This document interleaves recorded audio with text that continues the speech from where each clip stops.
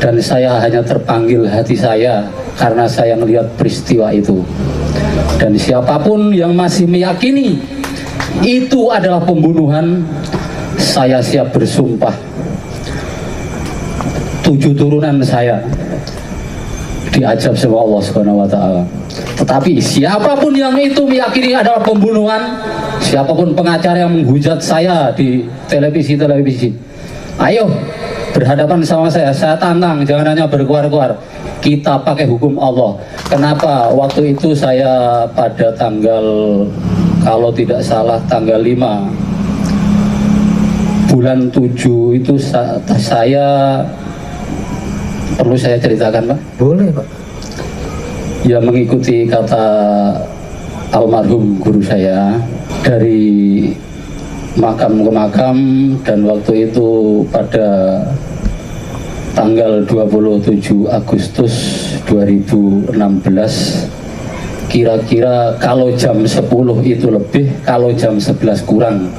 Karena seingat saya, kalau tidak salah waktu itu hari Sabtu itu adalah Sabtu Wage kalau nggak salah. Pada waktu itu saya sampai di sekitar jalan itu, setelah saya melewati Indomaret, saya jalan terus menelusuri jalan itu dengan melawan arah, saya mau tujuan ke Raja Galuh, karena saya dari Syekh Jatul Kafi dan saya nyebrang lagi ke Sunan Derajat Gunung Jati Cirebon, Said Syarif Hidayatullah. Saya melanjutkan perjalanan itu, sampailah di situ melewati Indomaret. Ada, seingat saya itu Mas Peri, ada batang mangga. Itu saya sampai situ, waktunya agak gerimis-gerimis karena sorenya itu hujan. Saya diberi nasi sama orang naik motor. Ya alhamdulillah, mungkin itu kiriman dari Allah, saya juga belum makan kan waktu itu. Dari situ saya jalan lagi sampai mau, masih jauh lah kelihatan tanjakan itu. Seingat saya Mas, waktu itu saya berhenti duduk itu, nyender di besi itu, ada gang kecil ukuran 1,5 meter untuk masuk ke kampung. Itu saya duduk, tiba-tiba ada pengendara motor dari sana atau jauh, ya seneng-seneng lah, intinya perempuan sama laki-laki itu seneng-seneng. Setelah itu udah melintasi saya, dari situ motornya oleng. Setelah 25 atau 30 meter tuh ngantam trotoar, lalu ngantam tiang dan mental ke aspal. Kemarin juga sudah saya jelaskan semua. Setelah itu kan ada motor turun berlawanan, insya Allah mungkin Pak Ismail itu tadi, tapi dia enggak berhenti, cuman 5 atau 3 menit dia langsung jalan.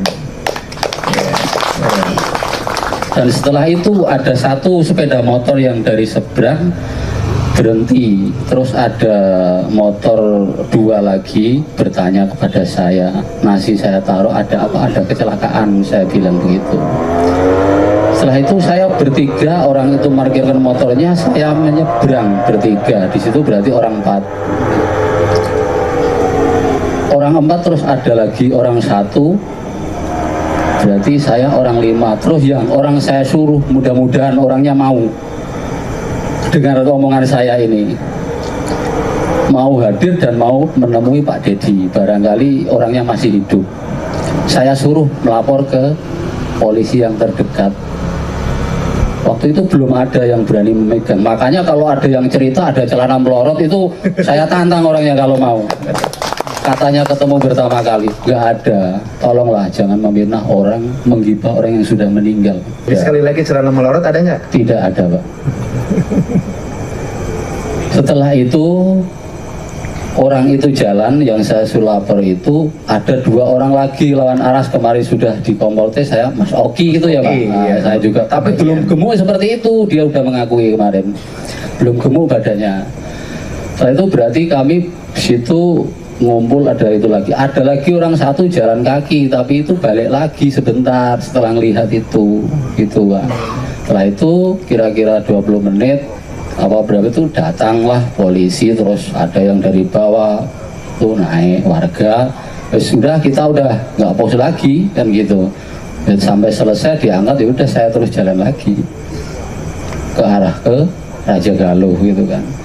Loh kenapa kok nggak datang 2016? Lah saya HP aja nggak pegang, gimana mengikuti ya nggak ngerti. Ngertinya saya yaitu kasus kecelakaan itu, makanya ini sampai jadi kasus pembunuhan ya saya nggak ngerti. Ngertinya saya ya pas ada di iNews itu ada celana melorot itu kan gitu. Jadi saya oh ini nggak bener, ini kok kayak seperti ini, karena ini bukan kasus pembunuhan itu Pak. Karena saya di sini bukan cari sanjungan Pak, karena disanjung pun saya tidak akan jadi rembulan, saya dihina netizen saya tidak akan jadi sampah. Kan gitu. Beda. Kalau mutiara akan tetap mutiara, gitu kan. Kebenaran harus kita tegakkan, walaupun dibungkus dengan kebohongan yang begitu besar. Semua pasti kebenaran akan menemukan jalannya sendiri. Tapi kebohongan walaupun dibungkus serapi-rapinya akan kebongkar dengan baunya bangkai yang semua orang akan ketahuan. Terima kasih Pak, itu yang bisa saya sampaikan. Semoga bisa membantu 7 terpidana. Kesaksian saya mudah-mudahan ada manfaatnya untuk orang-orang yang tidak bersalah, karena mudah-mudahan hidup saya ada manfaatnya untuk orang lain. Mohon maaf Kang Ferry ya, honor baca puisinya mungkin saya berikan sama dia karena ternyata sastrawan. Kuncinya lapar. Jadi tidak akan ada saksi dari Kudus melihat langsung peristiwa kecelakaan kalau dia tidak lapar.